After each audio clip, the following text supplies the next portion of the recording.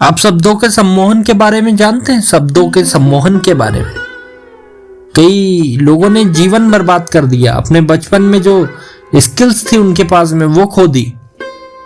आपको ऐसा लगता होगा कि आप इससे बचे हो, लेकिन आपके साथ में भी यही स्थिति है। आपको भी शब्दों के सम्मोहन ने घेर रखा है। आप बोलेंगे कैसे कैसे समझ में आएगा? मैं एक कहानी बताता हूं। एक लड़की थी छोटी, बचपन में बहुत अच्छा गाना गाती थी। उसे गाना गाने का बहुत शौक था। कभी कभी वो पागलों की तरह चिल्लाते हुए गाने लगती थी। लेकिन एक दिन उसने कुछ ज्यादा गति में और शोर से गाना शुरू कर दिया। गा वो अच्छा रही थी, लेकिन बार बार मधुर ध्वनि भी सुनाई दे तो दिमाग में हलचल हो जाती है। उनकी मां ने कह दिया कि बेटा ये चिल्लाना बंद कर दो अपनी कर्कश आवाज में।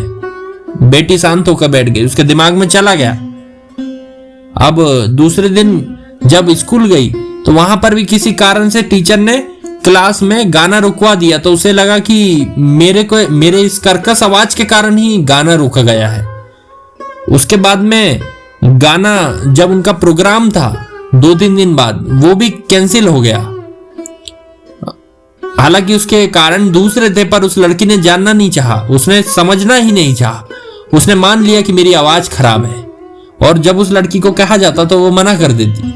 धीरे धीरे उसके मन में ये सब बैठ गया कि मैं बोलूंगी भी तो खराब है, और शब्दों का सम्मोहन काम कर गया। फिर वो भय खाने लगी, लोगों से बातचीत करने में शर्मीली हो गई।